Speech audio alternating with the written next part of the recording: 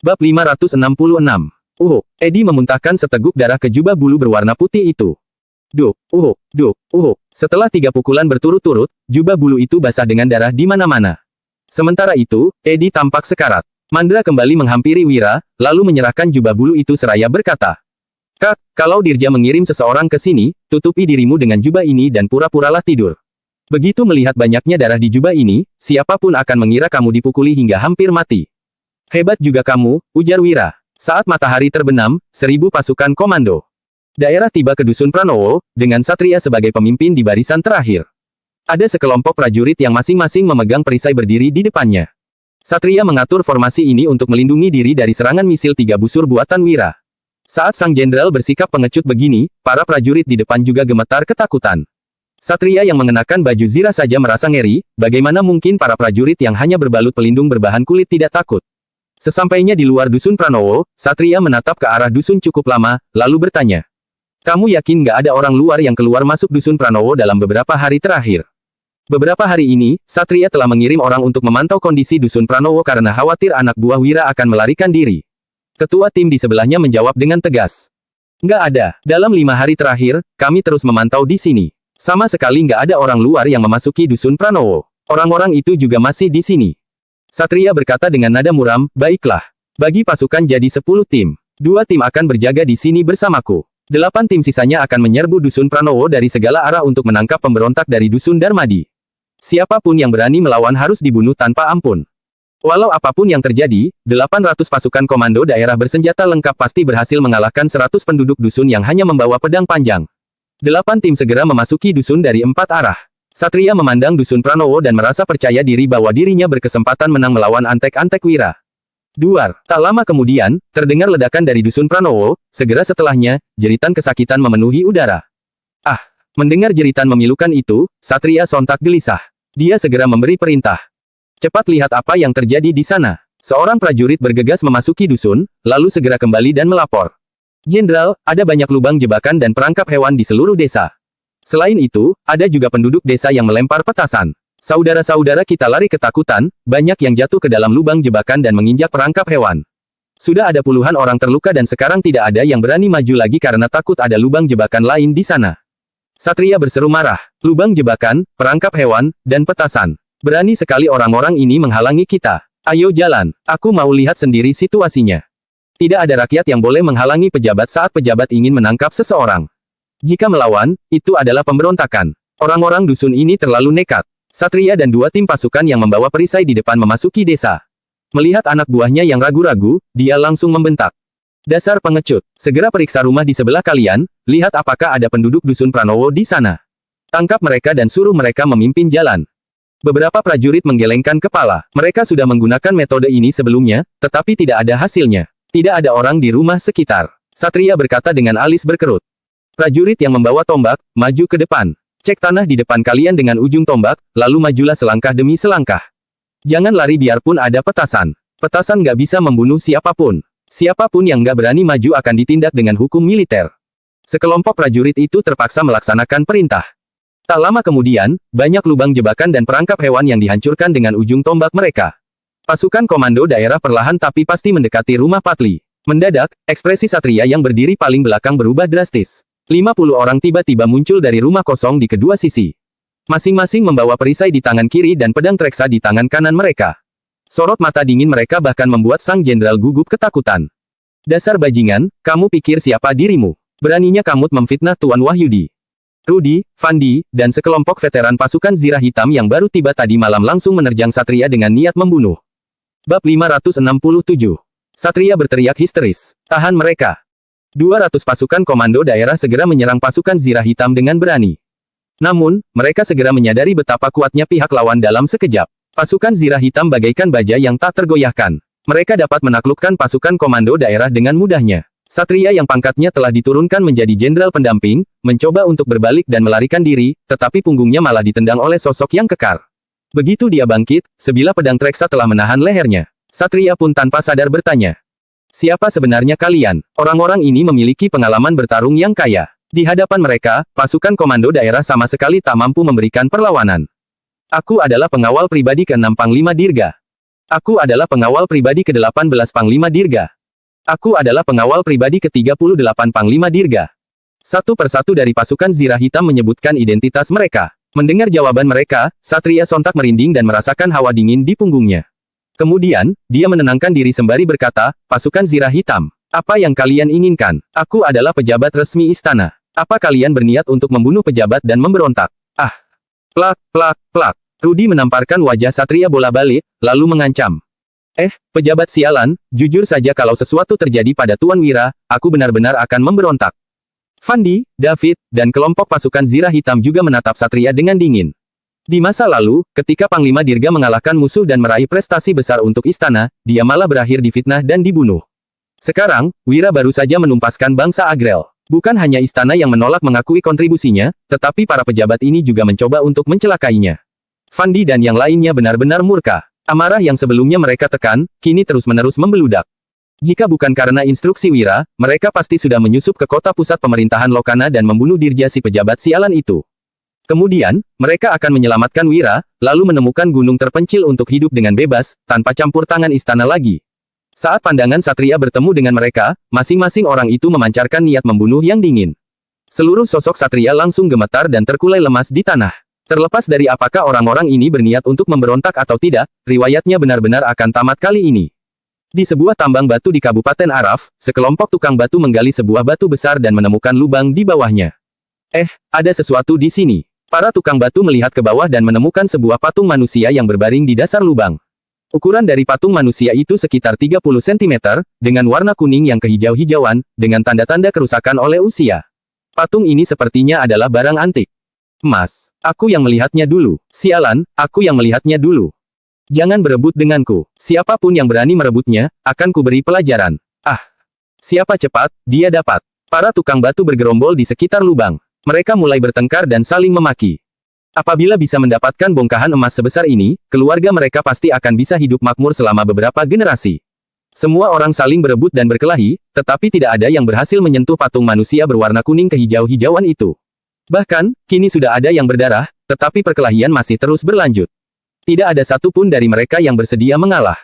Saat ini, terdengar suara seseorang yang berkata, kalian semua nggak ada kerjaan, ya, bisa-bisanya bertengkar di sini. Apa kalian sudah mengumpulkan cukup banyak uang untuk membayar pajak musim semi, jadi nggak perlu bekerja keras untuk menggali batu lagi. Seorang pejabat kecil berseragam resmi berjalan kemari. Sembari menatap para tukang batu, dia memerintahkan.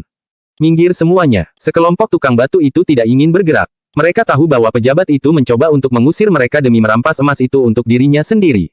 Biasanya, mereka akan mendengarkan perintah pejabat, karena keuntungannya tidak terlalu banyak. Akan tetapi, sekarang ada bongkahan emas sebesar ini. Bab 568. Setelah memikirkannya, para tukang batu tiba-tiba menunjukkan ekspresi marah dan menatap pejabat kecil itu dengan tidak ramah. Melihat situasi ini, pejabat kecil licik itu langsung berlari sambil mengutuk. Dasar sekelompok pembangkang, beraninya kalian melawan perintahku. Apakah kalian ingin memberontak? Begitu mendengar kata, memberontak, dan melihat pejabat yang berlari ke arah mereka, para tukang batu tiba-tiba tersadar kembali. Mereka mengelilingi patung manusia itu dengan kebingungan dan tidak tahu apakah harus pergi atau menetap di sana. Tidak lama kemudian, pejabat kecil itu datang bersama dengan beberapa pejabat lain. Dia mengangkat pedang ekor kerbau dan terlihat sangat marah. Para tukang batu yang masih bengong sontak berhamburan ketika melihat kedatangan mereka. Kemudian, pejabat kecil itu menggoreskan pedangnya ke patung tersebut. Namun, setelah itu dia malah memaki. Ini hanya tembaga. Bajingan mana yang menyebutnya emas? Sialan, sia-sia aku sudah berlari.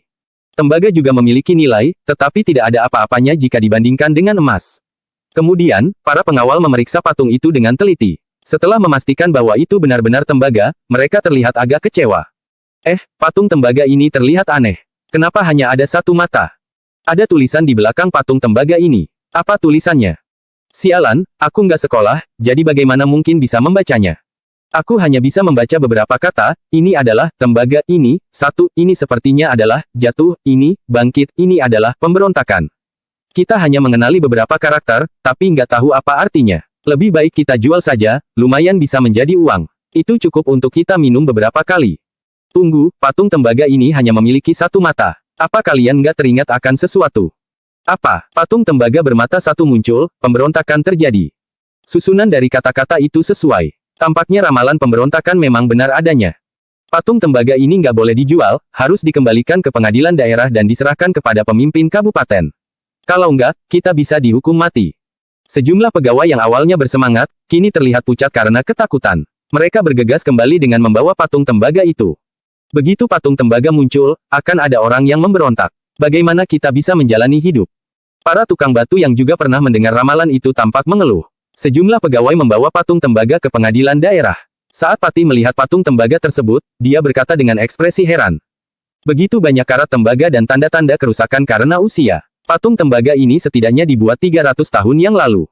Apakah Tuan Dirja benar-benar ditakdirkan untuk memberontak? Ini nggak bisa dibiarkan. Sebagai penerima gaji dari negara, kewajiban utamaku adalah setia kepada negara.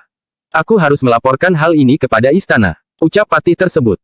Pada saat itu, dua kuda segera tiba di pengadilan daerah dan ada petugas pengadilan yang ingin menghalangi mereka. Kedua orang yang mengenakan pakaian serba hitam itu turun dari kuda. Lantaran dihalangi, mereka segera mengangkat token di pinggang mereka. Para petugas pengadilan melihat token tersebut dengan heran. Mereka masih belum mengenali siapa kedua orang ini. Patih bergegas menghampiri mereka, lalu menangkupkan tangan dan menyapa dengan hormat. Hormat kepada kedua tuan dari pasukan rahasia naga. Ada apa tuan datang kemari? Pasukan rahasia naga adalah mata-mata kerajaan yang bersembunyi di seluruh negeri untuk mengumpulkan informasi penting. Mereka tidak akan muncul biasanya. Begitu muncul, mereka akan melakukan penangkapan atau tindakan tegas. Pejabat resmi istana pun tak akan bisa lolos. Salah satu dari pasukan rahasia naga langsung berkata, "Di mana patung tembaga yang baru kamu terima? Kami ingin melihatnya." Patih Kabupaten Pirola segera mengeluarkan patung tembaga tersebut. Kedua anggota pasukan rahasia naga sontak mengernyit begitu melihatnya. Baik dari segi karat maupun tanda-tanda kerusakan akibat usia, patung tembaga itu tampak sangat nyata dan tidak dapat dipalsukan seperti benda ramalan lainnya. Apakah Dirja benar-benar ditakdirkan memiliki kemampuan untuk menggulingkan pemerintah? Kami akan membawa patung tembaga ini kembali ke ibu kota kerajaan. Tuan, kamu bisa menuliskan laporan tentang masalah ini. Setelah meninggalkan pesan itu, kedua anggota pasukan rahasia naga bergegas naik kuda dan langsung menuju ibu kota kerajaan.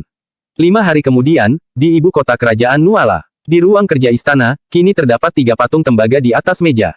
Raja Bakir sedang memeriksanya seraya mengernyit. Sementara itu, 2 penasihat dan 6 pejabat senior hanya berdiam diri di hadapannya. Setelah sekian lama, Raja Bakir akhirnya berkata, "Dimas, sebagai Menteri Perindustrian, kamu memiliki pemahaman yang luas tentang berbagai teknik kerajinan. Apakah ada kemungkinan bahwa patung tembaga satu mata ini palsu?" Bab 569. Sang Menteri Perindustrian, Dimas, segera menjawab. "Yang mulia, dinilai dari karat dan tanda-tanda kerusakannya, ketiga patung tembaga ini jelas merupakan barang yang telah dibuat setidaknya beberapa ratus tahun yang lalu. Patung-patung ini nggak mungkin baru diproduksi belakangan ini." Raja Bakir mengernyit makin dalam. Apabila patung tembaga ini memang berasal dari ratusan tahun yang lalu, juga dengan adanya 3 kalimat ramalan yang telah tersebar luas di 2 kota pusat pemerintahan, apakah itu berarti bahwa Dirja memang ditakdirkan untuk memberontak?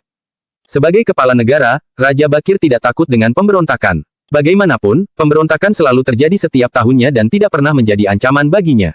Akan tetapi, jika ada bukti fisik bahwa pemberontakan ditakdirkan berhasil, itu menandakan bahwa kerajaan Nuala mungkin akan digulingkan. Menteri Perekonomian, Jerry, menangkupkan tangannya dan berkata, "Yang mulia, menurut informasi yang hamba terima, ramalan ini baru mulai tersebar di 2 kota pusat pemerintahan setelah prefektur kota pusat pemerintahan Lokana, Dirja, menangkap Wira dari Kabupaten Uswal. Ini terlalu kebetulan. Pasti Wira yang melakukan ini untuk mencelakai Dirja." Awalnya, Jerry tidak ingin secara terang-terangan membela orang yang berkemungkinan akan memberontak. Namun, kemarin bawahan Dirja datang dan memberinya 500 juta gabak sebagai suap. Mendengar pendapat mereka, Raja Bakir masih mengernyit dan tidak berkomentar. Pasukan rahasia naga telah melaporkan kepadanya mengenai situasi di kota pusat pemerintahan Lokana, termasuk alasan Wira bisa ditangkap. Apakah Wira benar-benar membunuh keluarga Patli atau apakah Dirja telah menjebaknya tanpa alasan? Kedua hal ini sama sekali tidak dipedulikan oleh Raja Bakir.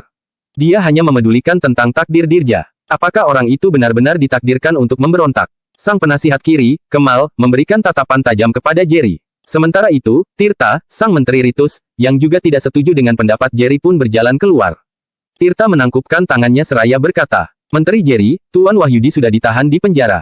Bagaimana dia bisa memfitnah Dirja? Sepengetahuanku, ramalan ini pertama kalinya disebarkan oleh para perampok gunung dari berbagai tempat di kota pusat pemerintahan Lokana." Tirta melanjutkan, "Kita akan membahas perampok gunung di kota pusat pemerintahan Jagabu dulu. Tuan Wahyudi pernah bertarung melawan perampok gunung di Ispohan dan pegunungan Dajore. Dia bahkan sudah membunuh banyak orang dari kedua kelompok itu. Sementara itu, Tuan Wahyudi juga membawa pasukannya untuk membunuh pemimpin perampok gunung di Kabupaten Hiloka, Wolfie. Tuan Wahyudi memiliki dendam yang mendalam dengan para perampok gunung, jadi bagaimana mungkin dia bisa memerintahkan mereka? Tanya Tirta. Tirta lagi-lagi menimpali. Sebaliknya, Dirja pernah mengutus Letnan Jenderal Kota Pusat Pemerintahan Lokana, Satria, untuk memberantas perampok gunung.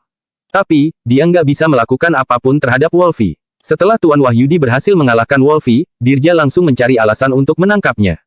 Tirta pun bertanya, apakah ini nggak terlihat seperti membalaskan dendam Wolfie? Apakah ini nggak terlihat seperti pelampiasan emosi Dirja karena Tuan Wahyudi sudah mencegah tujuan besarnya untuk memberontak?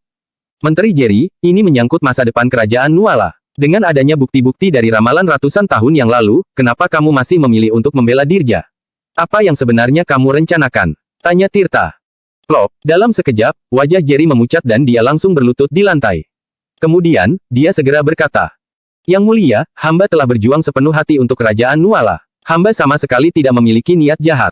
Mohon Yang Mulia melihat ini dengan jelas. Hamba membela Dirja karena dia berhasil mengumpulkan pajak dengan baik. Jerry menjelaskan, sekarang, kas negara kita hampir kosong. Ada banyak daerah yang tidak bisa mengumpulkan setengah dari pajak yang ditentukan. Beberapa daerah bahkan harus meminta uang dari pemerintah pusat. Sementara itu, Dirja selalu berhasil mengumpulkan pajak sesuai dengan target yang ditentukan setiap tahunnya. Kalau benar-benar ingin memberontak, kenapa dia membantu istana untuk mengumpulkan pajak, bahkan sampai merusak reputasinya sendiri di daerah setempat? Tanya Jerry. Saat ini, Kemal berdiri seraya berkata, apakah Dirja memiliki niat jahat atau enggak, mohon biarkan Yang Mulia yang menilainya. Tapi, kalian semua sudah melihat puisi, Pantang Menyerah, yang dibuat oleh Tuan Wahyudi, kan? Bagaimana bisa kita membiarkan orang yang benar-benar mencintai negara seperti dia, terjebak dalam intrik orang licik? Begitu puisi, Pantang Menyerah tersebar ke ibu kota kerajaan, Kemal yang membacanya segera memahami situasi yang dialami oleh Wira dan menjadi sangat marah. Jika bukan karena hal ini menyangkut pemberontakan dan banyak orang yang berusaha mencegahnya, Kemal mungkin telah menciptakan kekacauan di istana. Keadilan pasti ada di dunia ini, Wira menulisnya dengan baik, tetapi di manakah letak keadilan itu? Saat ini, sang penasihat kanan, Ardi, mengingatkan Kemal dengan berkata, Penasihat kiri, apa kamu melupakan kebijakan dari Yang Mulia? Kita dilarang membahas orang itu di sini. Saat ini, yang paling penting adalah memastikan apakah 3 patung tembaga ini benar-benar ramalan. Hal ini berkaitan dengan masa depan besar kerajaan Nuala. Apakah Wira jauh lebih penting dari semua itu? Kemal menatapnya mata tajam, lalu segera membantah. Penasihat kanan. Akan tetapi, Raja Bakir malah menepuk meja dengan ekspresi yang muram. Kemudian, dia langsung menyela. Cukup, ini berkaitan dengan masa depan negara, tapi kalian masih bisa berdebat. Panggil pejabat dari lembaga falak. Begitu mendengar perkataan raja, kedua penasihat itu sontak merasa tegang dan terdiam. Lembaga falak adalah lembaga yang bertanggung jawab atas pengamatan fenomena langit, pembuatan kalender, serta pengelolaan tata letak istana kerajaan, dan ramalan keberuntungan. Kadangkala, ketika raja menghadapi keputusan yang sulit, dia akan berkonsultasi dengan pejabat lembaga falak untuk mengambil keputusan berdasarkan pergerakan langit dan ramalan keberuntungan. Setengah jam kemudian, seorang pejabat tingkat ke-7 dari lembaga falak berlutut di ruang kerja istana. Raja Bakir pun bertanya, Jevan, apakah ada perubahan aneh dalam fenomena langit belakangan ini? Bab 570. Pejabat lembaga falak, Jevan Yosafat, bersujud dan melaporkan. Yang Mulia, 3 hari yang lalu, bintang pelindung bergerak dari arah barat laut dan bertabrakan dengan bintang ungu. Berdasarkan tafsiran astrologi, tahun ini akan terjadi peristiwa penting dalam kerajaan dan mungkin ada orang yang akan memberontak.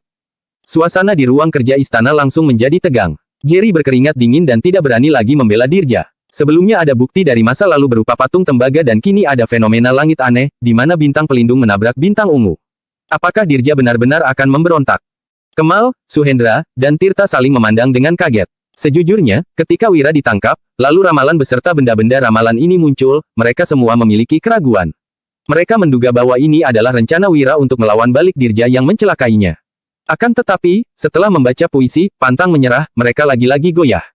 Itu adalah sebuah karya luar biasa yang penuh dengan semangat, dedikasi, dan keberanian. Sebuah karya sastra yang tak akan terlupakan sepanjang sejarah. Bagaimana seseorang bisa menulis ini jika bukan karena kebencian yang mendalam dan keinginan untuk menyuarakan kebenaran?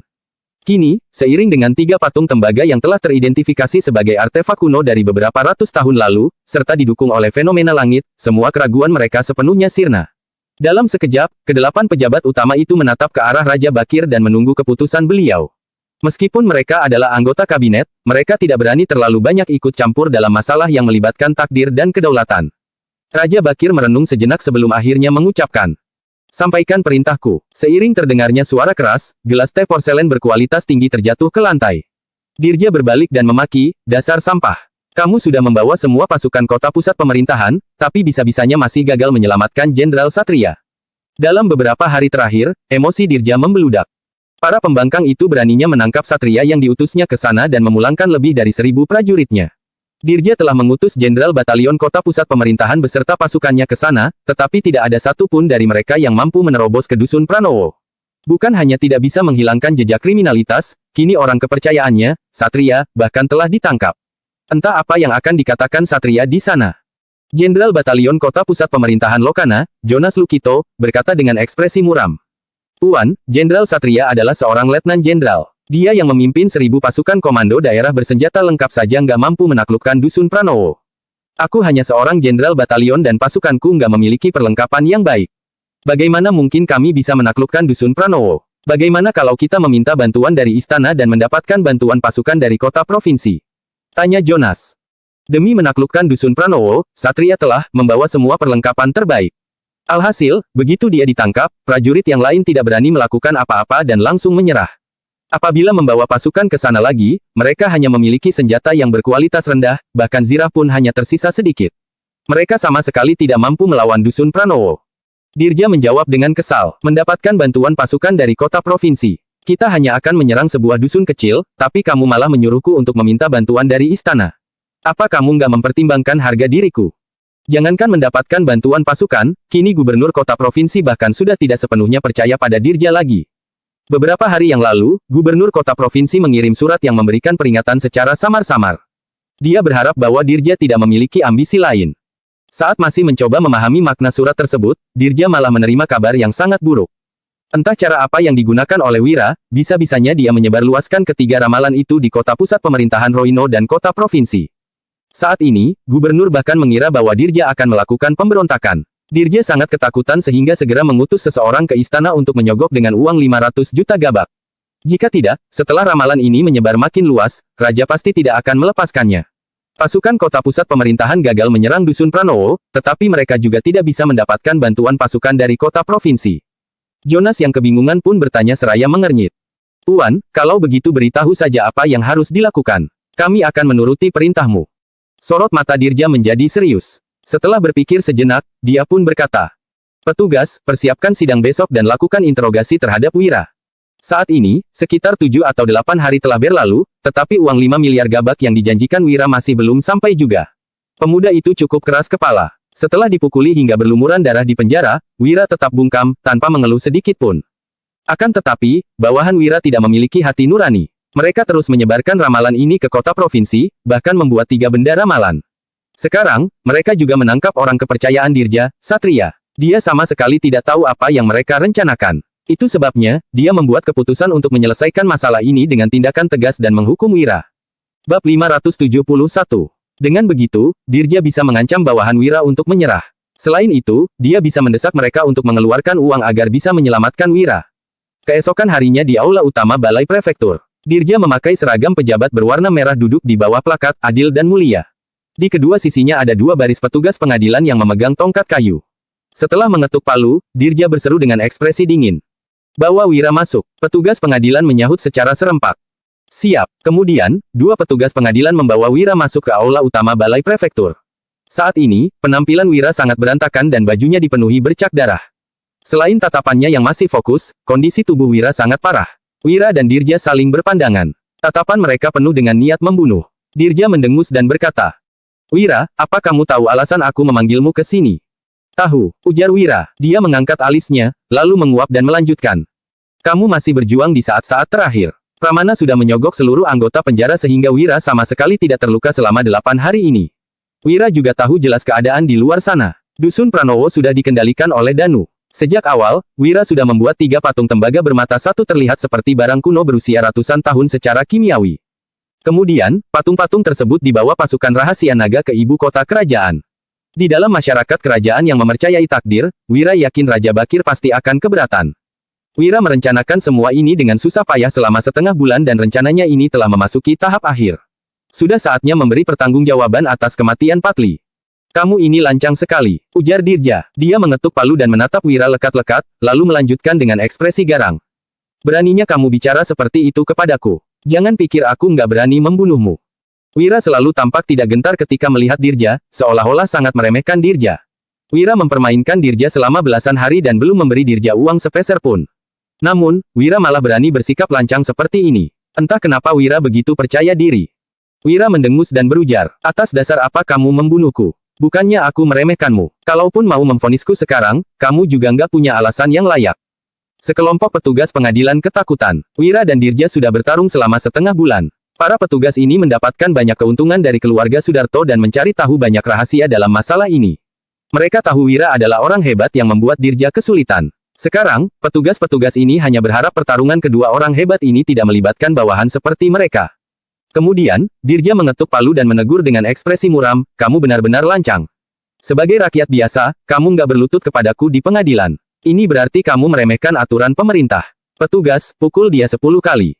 Dirja melempar bilah bambu merah ke lantai dan kedua petugas pengadilan yang bertanggung jawab melakukan eksekusi menjadi gugup. Bilah bambu merah menandakan bahwa mereka harus memukul Wira sampai patah tulang. Dirja menyuruh mereka untuk menghajar Wira habis-habisan. Dirja membentak, sialan, kenapa kalian masih belum bertindak? Kedua petugas eksekusi hanya menunduk dan tidak berbicara. Dirja telah menduduki posisinya selama 3 tahun dan dia akan meninggalkan kota pusat pemerintahan Lokana sebentar lagi. Sementara itu, keluarga Sudarto adalah penguasa setempat. Para petugas ini telah menerima uang dari keluarga Sudarto. Jika berani menghajar Wira, kelak mereka dan keluarga tidak bisa hidup tenang di kota pusat pemerintahan Lokana lagi. Sialan, beraninya kalian menentang perintahku. Nanti, aku akan memecat kalian, kata Dirja. Dia merasa malu karena tidak bisa menginstruksikan bawahannya. Setelah itu, Dirja menunjuk dua petugas pengadilan lain lagi dan memberi perintah. Kalian berdua yang bertugas memukul Wira. Namun, kedua petugas itu hanya menunduk dan tidak berbicara. Respons dari para petugas membuat Wira tercengang. Sebenarnya, berapa banyak orang yang disogok Pramana? Dirja berucap lagi, kalau kalian semua menentangku, nanti aku akan menghabisi kalian. Bab 572. Dirja yang murka memandang keluar dan berteriak. Gafar, Gufran, kalian yang bertanggung jawab memukul Wira. Kedua pemuda di luar balai prefektur yang bertugas mengangkat tandu segera masuk, lalu merebut tongkat kayu dari petugas lain dan hendak gajar Wira. Mereka adalah pelayan di keluarga Muwana. Jadi, mereka harus mengikuti perintah Dirja. Dirja yang merasa puas membatin, bocah sombong, aku akan menghajarmu dulu, lalu menyiksamu. Hari ini, aku akan membuatmu mengakui perbuatanmu dengan cara apapun. Kala ini, pintu masuk balai prefektur yang tertutup rapat bergetar hebat. Suara yang keras ini membuat kedua orang yang memegang tongkat kayu tertegun. Kemudian, suara hantaman terus terdengar, seperti ada yang berusaha menerobos pintu. Dirja berujar dengan ekspresi muram. Coba lihat, siapa yang berani menerobos pintu balai prefektur. Hari ini, Dirja akan menginterogasi Wira menggunakan siksaan berat. Jadi, dia menyuruh bawahannya untuk menutup pintu masuk balai prefektur. Kedua petugas pengadilan bergegas memeriksa. Namun, sebelum sempat mengintip dari celah pintu, tiba-tiba pintu terbuka. Raut wajah Dirja memucat dan tubuhnya gemetaran saat dia melihat pemimpin sekelompok orang yang datang. Sementara itu, Wira menoleh dan tersenyum. Sebuah balok kayu panjang diangkat oleh ratusan orang di kedua sisi. Di paling depan ada Putro dan di belakangnya ada 3 pria tua berambut putih.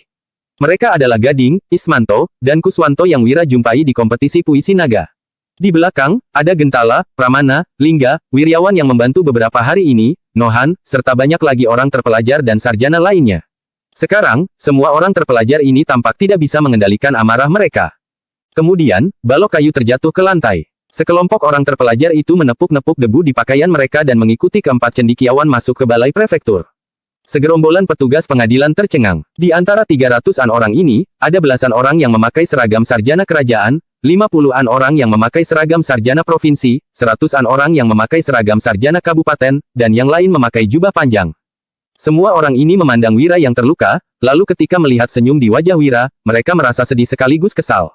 Siksaan berat apa yang sudah dialami Wira sehingga tubuhnya terluka patah seperti itu. Jelas-jelas, dia kondisinya sudah separah itu, tetapi Wira masih bisa tersenyum saat melihat kedatangan mereka. Pantas saja, dia bisa menulis puisi, mengenang Dirga, dan saat di penjara, dia bisa menulis puisi. Pantang menyerah. Banyak orang terpelajar yang berlinang air mata sambil menatap Dirja dengan ekspresi marah. Mereka semua ingin sekali menghabisi Dirja. Keadilan pasti ada di dunia ini, aku akan bangkit dari keterpurukan. Satu hari bagaikan 1000 tahun, banyak hal yang terlewatkan di luar sana, di mana keadilan. Ternyata, Tuan Wahyudi disiksa sampai seperti ini.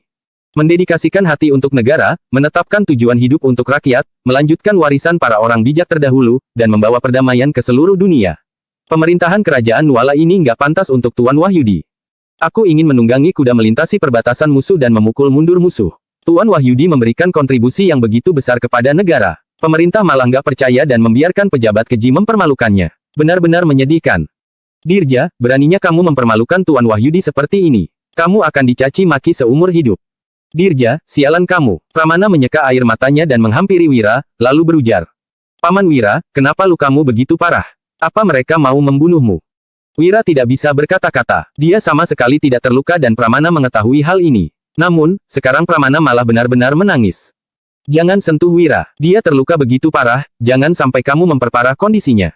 Ucap Putro seraya menarik Pramana. Putro memandang Wira sembari menyeka air matanya, lalu berkata, maaf, Wira. Aku datang terlambat sampai-sampai kamu harus menderita seperti ini. Wira yang tidak berdaya membatin. Kak Putro, aktingmu ini kurang meyakinkan. Wahyudi, kamu sudah menderita. Kami pasti akan menegakkan keadilan untukmu, kata Ismanto. Dia mewakili Gading dan Kuswanto untuk menunjukkan sikap mereka. Ketiganya memandang Dirja dengan ekspresi marah. Sarjana kerajaan, provinsi, kabupaten, dan orang terpelajar lainnya juga menatap Dirja lekat-lekat. Mereka tampak berang. Dirja ketakutan menghadapi kemarahan orang-orang ini. Namun, sekarang dia tidak bisa mundur lagi. Dirja terpaksa bangkit dari tempat duduknya, lalu memberi hormat sambil tersenyum. Dirja berucap, Pak Putro, Pak Ismanto, Pak Kuswanto, Pak Gading, dan rekan-rekan sekalian, hari ini aku melakukan interogasi secara tertutup dan nggak menerima pengunjung. Mohon patuhi aturan pemerintahan dan silakan pergi dulu. Bab 573. Putro meninju mata kiri Dirja, lalu membentak. Nggak ada yang perlu ditutupi. Apalagi, ini interogasi untuk kasus pembunuhan. Apa maksudmu melakukan interogasi tertutup? Kamu mau menggunakan siksaan berat, mengambing hitamkan Wira, dan memutarbalikkan fakta, iya.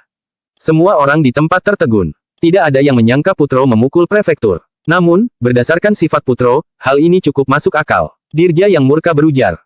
Kamu, beraninya kamu memukulku. Aku ini pejabat penting yang mewakili reputasi pemerintah. Aduh. Putro meninju mata kanan Dirja lagi dan mendengus. Dia berkata, orang sepertimu yang menindas rakyat, tamak, dan melanggar hukum untuk kepentingan sendiri nggak layak untuk mewakili pemerintah. Hari ini, aku memukulmu karena ingin mewakili para pejabat jujur di pemerintahan untuk memberimu pelajaran. Putro masih belum puas setelah meninju Dirja 2 kali, dia mengangkat kakinya dan menendang Dirja. Salah satu dari orang-orang terpelajar berseru. Apa gunanya pejabat keji seperti ini dibiarkan hidup? Hajar sampai mati. Sebagian kecil orang terpelajar yang marah langsung maju untuk menghajar Dirja. Beraninya pejabat keji seperti ini menjebak Wira. Dirja tidak boleh dimaafkan. Lagi pula, Putro juga memukul Dirja. Guru, ucap Gentala, Pramana, dan Lingga. Mereka menarik Putro sambil memukul Dirja beberapa kali. Aduh, jangan pukul lagi. Kita sama sekali nggak punya dendam. Kalian jangan sampai tertipu dan melukai pejabat jujur, kata Dirja sambil menutup kepalanya dengan kedua tangan. Dirja meringkuk untuk melindungi bagian vital di tubuhnya. Setelah permohonan ampunnya gagal, dia berteriak. Gafar, Gufran, kalian di mana? Petugas pengadilan di mana? Cepat lindungi aku. Gafar dan Gufran memang ingin maju sejak awal, tetapi mereka ditahan oleh beberapa sarjana kabupaten. Sementara itu, para petugas keadilan juga ingin membantu. Namun, ketika melihat ekspresi Pramana yang muram dan orang yang mengerumuni Dirja terlalu banyak, mereka sama sekali tidak bisa maju. Petugas-petugas ini juga tidak berani memukul cendekiawan yang bermartabat ini. Wira yang berdiri di samping terbengong-bengong. Dia benar-benar tidak menyangka masalahnya bisa menjadi seperti ini. Putro ini sungguh temperamental, dia langsung melakukan kekerasan. Namun, Wira menyaksikannya dengan asyik. Bisa-bisanya orang terpelajar seperti kalian memukul orang. Kalian seperti tukang pukul yang bertindak kasar, kata Dirja. Dia yang tidak bisa mendapatkan bantuan terpaksa menyindir orang-orang terpelajar ini. Kebanyakan orang terpelajar yang memiliki harga diri tinggi merasa malu dan menghentikan aksi mereka. Wira maju, lalu menendang Dirja dan menimpali. Apa yang dikatakan Tuan Dirja benar. Orang terpelajar nggak memukul orang, tapi kalian juga jangan menendang orang. Orang-orang terpelajar itu tidak bisa berkata-kata. Wira mengatakan mereka tidak boleh memukul orang, tetapi Wira sendiri menendang Dirja. Bukannya Wira sedang mengingatkan mereka. Seketika, semua orang menendang Dirja sampai-sampai dia tidak mampu berteriak lagi. Sudah cukup, nanti dia bisa mati kalau terus dihajar. Nggak ada untungnya bagi kita kalau masalah ini tersebar, bujuk Ismanto. Dia, Gading, dan Kuswanto takut Dirja mati. Pada saat itu, mereka akan sulit membela diri. Benar, kalian semua sudah lelah, kan? Sudah saatnya istirahat, ujar Wira. Dia menarik Putro yang temperamental. Gentala, Pramana, dan Lingga juga berhenti menendang Dirja. Orang-orang terpelajar lainnya juga menenangkan diri mereka. Jika benar-benar membunuh seorang prefektur, mereka pasti akan mendapatkan penilaian yang kurang bagus saat menjadi pejabat pemerintahan kelak. Gafar dan Gufran segera memapah Dirja yang babak belur ke tempat duduknya. Melihat kondisi Dirga yang mengenaskan, orang-orang terpelajar mengatupkan bibir mereka. Napas Dirja tersengal-sengal. Dia menatap semua orang dengan ekspresi dingin dan berujar dengan geram. Rekan-rekan sekalian, hari ini aku mau menginterogasi kasus pembunuhan pejabat. Orang yang nggak berkepentingan silakan keluar dari aula utama. Kalau ada yang nggak menghormati aturan pemerintahan, aku akan melapor kepada raja. Bab 574. Beraninya sekelompok orang brengsek ini menghajarnya, tetapi Dirga malah tidak bisa melawan mereka. Namun, Dirja bisa memvonis Wira yang membunuh pejabat dengan hukuman mati untuk melampiaskan emosinya. Putro mendongak dan berkata, "Kamu mulai saja interogasinya. Kami semua pengacaranya Tuan Wahyudi." Ismanto, Gading, dan Kuswanto juga mengangguk. Ratusan orang terpelajar berujar dengan serempak. "Benar, kami sudah membentuk tim untuk menjadi pengacara Tuan Wahyudi." Para petugas pengadilan di aula utama tersentak. Di antara ratusan orang terpelajar, ada belasan sarjana kerajaan, 50-an sarjana provinsi, dan 100-an sarjana kabupaten yang membentuk tim pengacara untuk membela Wira. Pengadilan ini. Wira juga terkejut. Dia benar-benar tidak menyangka Putro akan memakai cara ini. Ini adalah tim pengacara terkuat yang tidak pernah muncul dalam era apapun. "Oke, kalian boleh menjadi pengacara, tapi kalian nggak akan memenangkan pengadilan ini," kata Dirja. Dia menggertakkan giginya dan melanjutkan. Pengadilan dimulai. Sesuai aturan pemerintah, semua orang yang nggak punya gelar harus berlutut. Sebagian besar orang terpelajar mengernyit. Hanya sarjana kabupaten yang mempunyai gelar sehingga mereka tidak perlu berlutut kepada pejabat. Dirja menyuruh mereka berlutut untuk mempermalukan Wira dan mereka semua. Wira sama sekali tidak khawatir, dia tidak perlu takut dengan trik seperti ini kalau Putro ada di sini. Putro berkata, "Dirja, sebaiknya kamu mulai saja interogasimu. Kalau kamu berniat jahat lagi, kami akan lanjut menghajarmu sampai mati. Setelah itu, aku akan pergi ke lembaga kejaksaan di ibu kota untuk menyerahkan diri." Ekspresi Ismanto, Gading, dan Kuswanto tampak muram. Ismanto menimpali. "Dirja, dari segi pengetahuan, pencapaian, dan bakat, Tuan Wahyudi sudah pantas mengikuti ujian sarjana kerajaan. Kalau kamu memakai cara ini untuk mempermalukannya, semua orang terpelajar di dunia nggak akan menyetujuinya." Sewaktu terjadi peperangan di kota pusat pemerintahan Jagabu, Ismanto, Gading, dan Kuswanto memang pergi, tetapi tidak terlalu jauh. Mereka bertiga juga tahu tentang kejadian selanjutnya. Wira menjadi penasihat militer dan memberikan kontribusi besar dalam memenangkan peperangan dengan bangsa Agrel. Itulah sebabnya, Putro menulis surat untuk mengundang mereka datang membantu Wira dengan membawa para murid. Mereka tidak akan membiarkan penyelamat negara seperti Wira dicelakai oleh pejabat keji. Banyak orang terpelajar tampak marah. Jika Dirja berani memaksa Wira berlutut, mereka akan bertarung mati-matian dengan Dirja. Salah satu orang terpelajar berteriak, "Benar, Dirja, kamu akan dicaci maki seumur hidup karena perbuatanmu. Nanti, semua orang terpelajar akan mengadukanmu dan kamu akan dipermalukan selamanya." "Oke," ujar Dirja. Amarahnya memuncak saat melihat orang-orang yang memandangnya dengan garang. Dirja melanjutkan perkataannya dengan geram. "Nggak masalah kalau kalian nggak mau berlutut. Tapi, 13 hari yang lalu, Wira menginstruksikan bawahannya untuk membunuh 4 petugas patroli di Dusun Pranowo. Selain itu, Wira sendiri membunuh seorang kepala petugas patroli. Ini semua alat bukti yang sah, apa kalian semua masih mau membelanya? Mengenai masalah keluarga Patli, sekarang belum ada bukti dan Dirja tidak bisa menyiksa Wira untuk memaksanya mengaku. Jadi, dia tidak bisa mengambing hitamkan Wira. Namun, Wira memang membunuh kepala petugas patroli. Semua orang memelototi Dirja. Mereka sudah mendengar dari Pramana alasan Wira membunuh 5 petugas patroli. Mereka merasa salut pada Wira karena dia berani membunuh pejabat demi teman yang baru dikenalnya. Padahal, ini adalah kesalahan besar yang akan memengaruhi masa depan Wira. Wira adalah orang yang tekun, setia kawan, jujur, dan ramah. Kemudian, Putro berujar, "Kamu bilang Wahyudi membunuh pejabat, mana buktinya?" Dirja mengetuk palu dan berseru. Bawa saksi. 15 petugas patroli memasuki aula. Melihat Dirja yang babak belur, mereka terkejut, lalu segera berlutut. Dirja menjelaskan, waktu itu, 20 petugas patroli pergi ke Dusun Pranowo. Wira membawa bawahannya untuk membunuh 5 petugas patroli dan ini 15 petugas patroli yang tersisa. Dirja menatap semua orang dengan dingin, lalu melihat petugas patroli dan bertanya, "Katakan, siapa yang membunuh Agra dan 4 orang lainnya?" "Dia," ujar 15 petugas patroli sambil menunjuk Wira. Mereka terlihat agak ketakutan. Wira hanya tersenyum dan tidak berbicara mengenai pembunuhan 5 petugas patroli, dia memang tidak berniat menyangkalnya. Bab 575. Semuanya, kalian dengar sendiri, bukan? Apa kalian masih ingin melindunginya? Dia sudah membunuh 5 pejabat dan membantai habis 1 keluarga, ujar Dirja dengan angkuh. Omong kosong. Putro menghampiri 15 petugas patroli itu, lalu berujar. Katakan padaku, kenapa Wahyudi membunuh Pak Agra dan 4 petugas patroli itu? Heh, Dirja mencibir di atas aula. Putro benar-benar konyol jika berharap dirinya akan mendapatkan kebenaran dengan bertanya terus terang seperti itu. Pak Agra membawa keempat orang kepercayaannya itu untuk membunuh keluarga Patli, mereka juga melecehkan istri dan pelayannya. Tuan Wahyudi murka dan lepas kendali hingga membunuh 5 orang itu.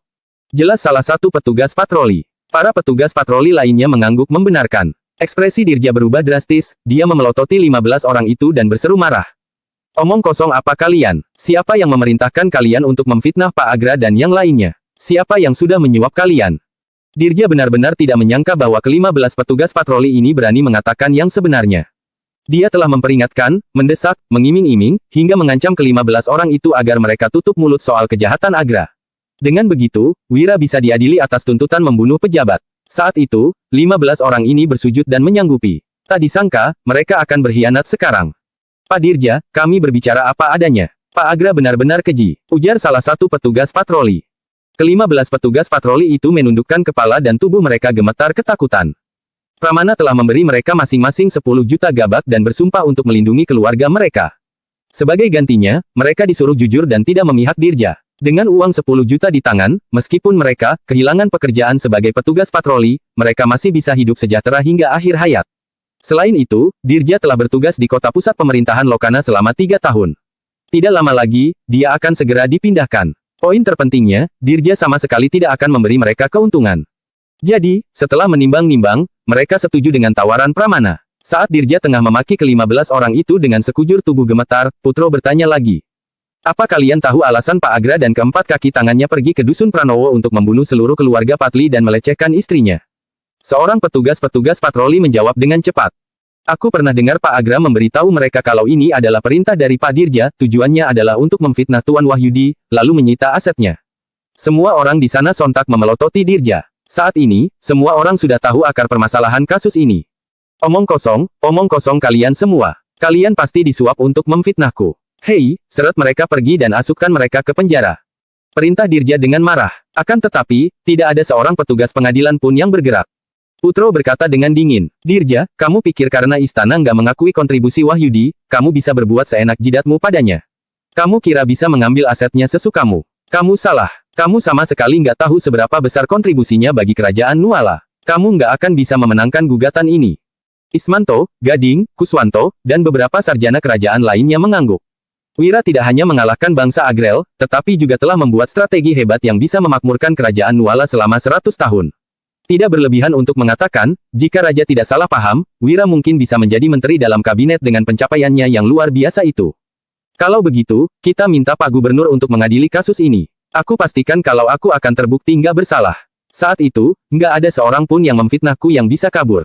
Ujar Dirja dengan dingin sambil mengangkat kepalanya.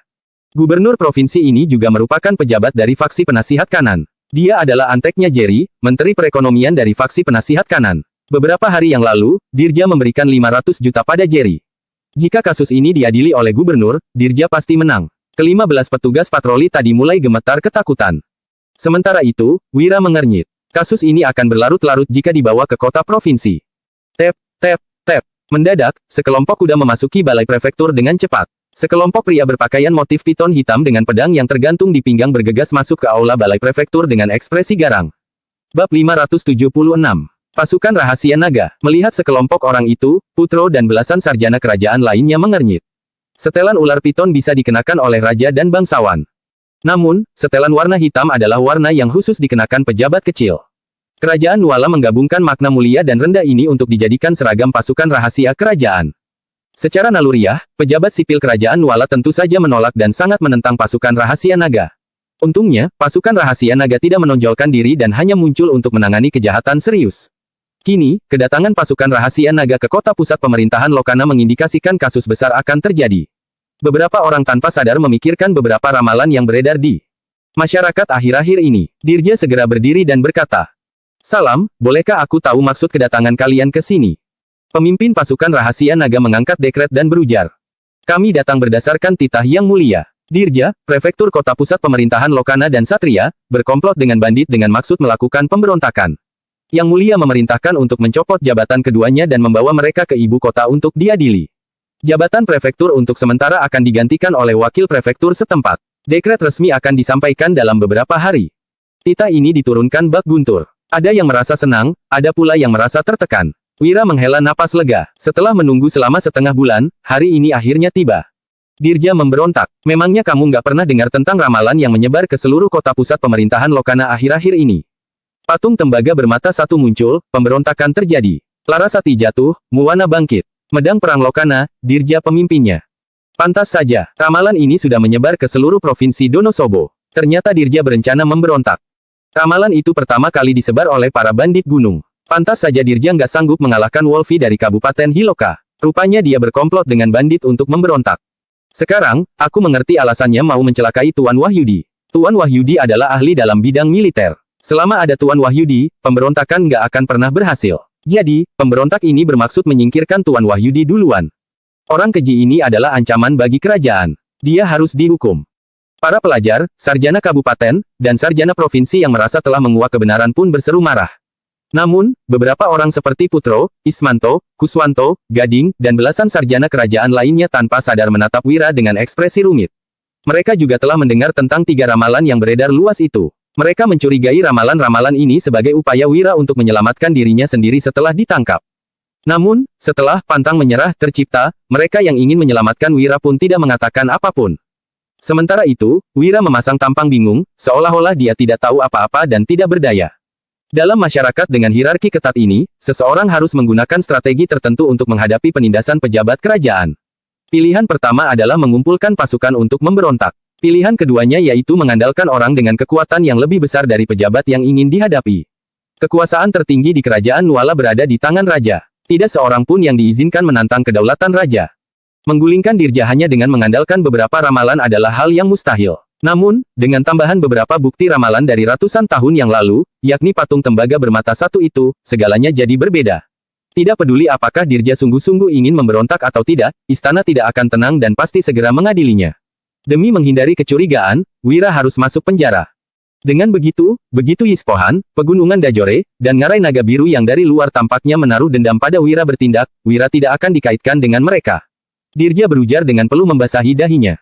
Fitnah. Ini fitnah. Aku selalu setia pada Yang Mulia, pengadilan bisa jadi buktinya. Setelah aku menangkap Wira, ramalan dan beberapa bukti ramalan muncul. Dia pasti menjebakku. Ketiga ramalan itu disebarkan oleh para bandit di Yispohan, Pegunungan Dajore, dan Ngarai Naga Biru. Dialah yang berkomplot dengan para bandit itu. Semua ramalan itu juga pasti ulahnya. Beberapa cendekiawan memandang Wira. Mereka juga memiliki kecurigaan ini. Bagaimanapun, semua ini terlalu kebetulan. Saat Wira hendak membela diri, beberapa orang sudah mendahuluinya. Diam, Dirja, kamu kira kami bodoh. Setelah Tuan Wahyudi pergi ke kota pusat pemerintahan Jagabut tahun lalu, dia sudah banyak berjasa. Pertama, dia membunuh Pitonu dari Pegunungan Dajore. Kemudian, dia membunuh Latatu dan menangkap Meri dari Yispohan. Dia memeras bandit Yispohan sampai mereka jatuh miskin. 2 tahun lalu, dia juga menghabisi Wolfi dari pasukan Wolpin dan menangkap begitu banyak pemberontak di Kabupaten Hiloka. Para bandit dan pemberontak itu menaruh dendam besar pada Tuan Wahyudi. Mana mungkin mereka bersedia membantu Tuan Wahyudi? Selain itu, kamu menjebloskan Tuan Wahyudi ke penjara. Mana mungkin dia bisa berhubungan dengan dunia luar?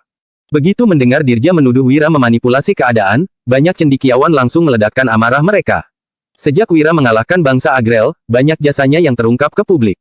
Orang-orang yang menaruh dendam padanya juga diungkapkan terang-terangan. Wira diam-diam mengacungkan jempol. Ucapan orang-orang ini masuk akal, dia bahkan tidak bisa membantahnya. Beberapa cendekiawan yang tadinya meragukan Wira juga tanpa sadar melepas kecurigaan mereka. Aku, ujar Dirja terbata-bata. Bab 577. Dirja hampir menangis saking paniknya. Saat dia hendak membela diri, sekelompok pasukan rahasia naga sudah menghampirinya. Mereka melepas topi dan seragam resmi Dirja, lalu langsung memasang belenggu pada tangan dan kakinya. Untuk mencegahnya bunuh diri dengan menggigit lidah, mereka juga memasukkan kain linen ke dalam mulutnya. Setelah itu, pasukan rahasia naga menyeretnya pergi saat itu juga. Fitnah. Ini fitnah. Seru Dirja. Sorot matanya saat menatap Wira dipenuhi amarah bercampur penyesalan. Dirja tidak pernah menyangka bahwa istana akan memvonisnya bersalah hanya karena 3 ramalan itu. Kini, dia merasa sangat menyesal. Seharusnya dia tidak serakah. Seharusnya dia tidak membiarkan Wira menunda waktu. Tahu begini, Dirja seharusnya membunuh Wira. Setelah Dirja diseret ke penjara, Goro sang wakil prefektur kota pusat pemerintahan Lokana menggantikan jabatan prefektur untuk sementara. Dia pun segera memberikan keputusan atas kasus Wira. Agra dan keempat petugas patroli telah melakukan kejahatan keji. Meskipun pembunuhan atas kelima orang tersebut melanggar hukum, Wira melakukannya untuk memberantas kejahatan dan memberikan kedamaian bagi penduduk. Kontribusi dan pelanggaran Wira dianggap seimbang, jadi tidak ada hukuman yang dijatuhkan. Aula berubah sunyi, lalu sorak-sorai membahana meledak seketika. Putro dan ketiga rekannya, belasan sarjana kerajaan, 50 hingga 60 sarjana provinsi, sekelompok sarjana kabupaten, dan para pelajar mengelilingi Wira. Bahkan, Goro juga mengikuti di belakang. Wira berujar. Pak Goro, Tuan Wahyudi, ada perintah apa? Tanya Goro sambil mengepalkan tinjunya penuh hormat. Dia tidak berani kurang ajar pada Wira. Menurut Goro, Wira ini adalah orang yang sangat kejam. Orang yang berani menindasnya pasti akan dikirim ke jalan buntu. Selain itu, Wira juga memiliki banyak pendukung. Hampir setengah cendekiawan terkenal di Provinsi Donosobo datang ke sini untuk membelanya. Jangan terlalu sungkan, Pak Goro. Wira menangkupkan tinjunya tanda hormat, lalu melanjutkan. Aku sudah di penjara selama setengah bulan. Di sana, ada seorang tahanan bernama Mandra yang menjagaku dengan baik. Dia ditangkap karena membuat masalah saat mabuk dan sudah mendekam di penjara selama 2 bulan. Goro buru-buru berujar. Jangan khawatir, Tuan Wahyudi. Aku akan menyuruh seseorang untuk segera membebaskannya. Terima kasih, balas Wira. Dia menangkupkan tinjunya, lalu segera pergi dari situ. Jika bukan karena perlindungan Mandra, Wira pasti sudah ditindas oleh para tahanan lain di penjara. Setelah meninggalkan balai prefektur, Wira pergi ke restoran terbesar di kota pusat pemerintahan Lokana, yakni restoran Bahagia. Ada banyak orang yang melakukan perjalanan jauh untuk membantunya. Dia berkewajiban untuk mentraktir mereka semua makan dan minum-minum setelah semua masalah selesai. Di depan restoran, Fabrian sudah menunggu dan mempersiapkan Anglo. Wira melangkahi Anglo untuk menolak bala, lalu mandi dan berganti pakaian. Setelah itu, dia bergegas bergabung dalam jamuan makan dan bersulang bagi orang-orang di sana sebagai ucapan terima kasih. Memang pasukan rahasia naga yang menangkap Dirja. Namun, jika ratusan cendekiawan ini tidak datang, Goro mungkin tidak akan memutuskan Wira tidak bersalah dengan mudah. Ada lebih dari 300 orang di sana. Mereka dibagi menjadi 8 orang per meja sesuai reputasi mereka. Wira, Putro, Ismanto, Kuswanto, Gading, dan 3 sarjana kerajaan lainnya duduk di satu meja.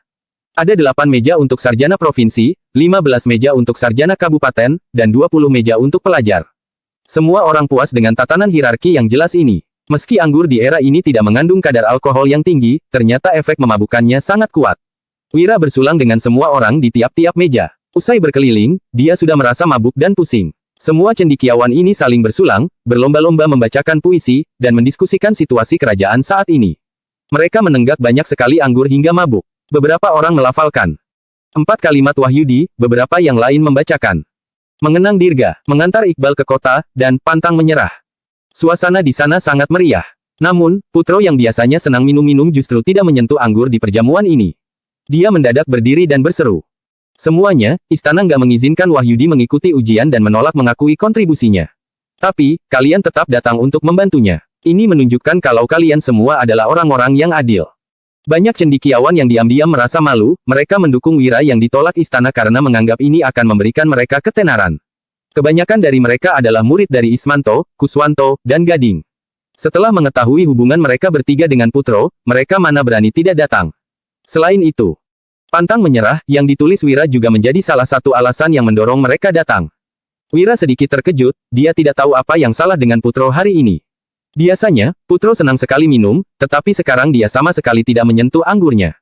Putro memandang orang-orang di sana dan berkata, manusia adalah makhluk sosial. Karena kita adalah orang-orang sepaham, bagaimana kalau kita membentuk sebuah organisasi demi mendedikasikan hati untuk negara, menetapkan tujuan hidup untuk rakyat, melanjutkan warisan para bijak terdahulu, dan membawa perdamaian ke seluruh dunia. Kata-kata yang bagus, Tuan Putro. Pria sejati memang harus begini. 4 kalimat Wahyudi, adalah impian para cendekiawan di seluruh dunia. Banyak di antara mereka yang tergerak karenanya. Gading tersenyum dan berkata, usul yang bagus, Putro. Aku akan bergabung. Aku juga akan bergabung. Ismanto dan Kuswanto juga menyatakan kesediaan mereka untuk bergabung.